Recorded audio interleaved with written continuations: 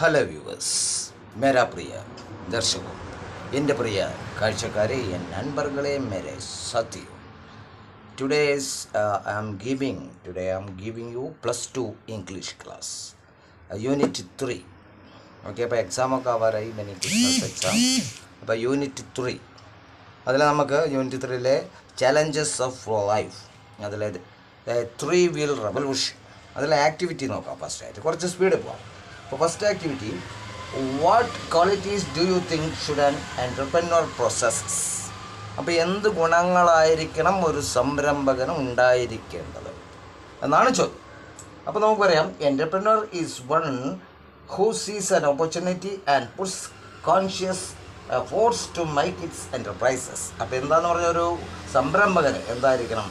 അദ്ദേഹം sees an opportunity, ഒരു opportunity കണ്ടെത്തണം, and puts conscious efforts to make it an enterprise.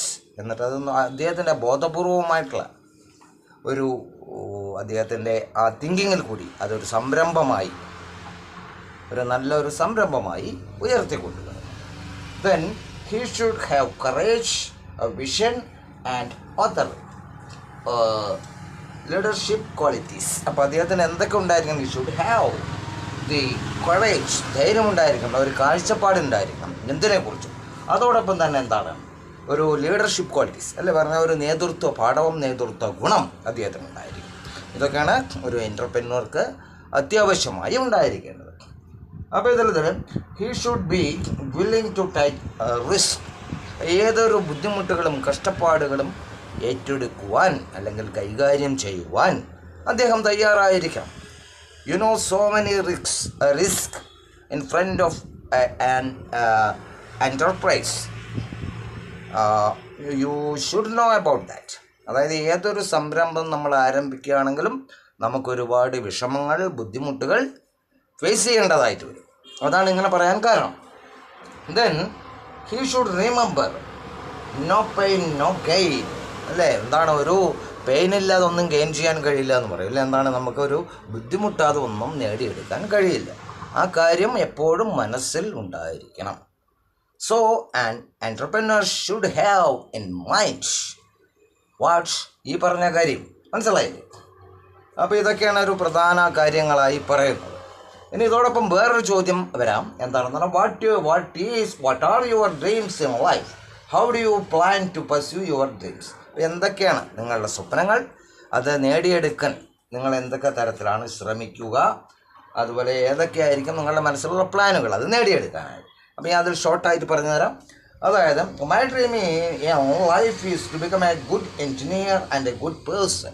ഇപ്പോൾ ഒരാളുടെ എന്തോ ആവാട്ടോ, എൻജിനീയർ ആവണമെന്നൊന്നും നിർബന്ധമൊന്നുമില്ല, എഴുതി വെച്ചിട്ടില്ല.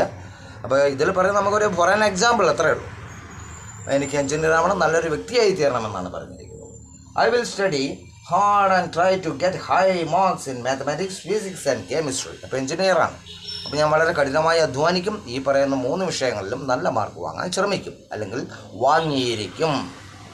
Then I know the engineers are the ones that make the world a worthy places to live in, with large engineering marvels and witnesses today above all. അപ്പോൾ ഇത് പറഞ്ഞിരിക്കുന്നത്, അപ്പോൾ എൻജിനീയേഴ്സ് എന്ന് പറഞ്ഞാൽ ഇന്ന് നമ്മൾ കാണുന്ന പല കെട്ടിടങ്ങളും അല്ല, വളരെ അഭൂതപൂർവമായിട്ടുള്ള വളരെ ബൃഹത്തായ കെട്ടിടങ്ങളുടെയൊക്കെ പിന്നിലുള്ള ആളുകളാണ്.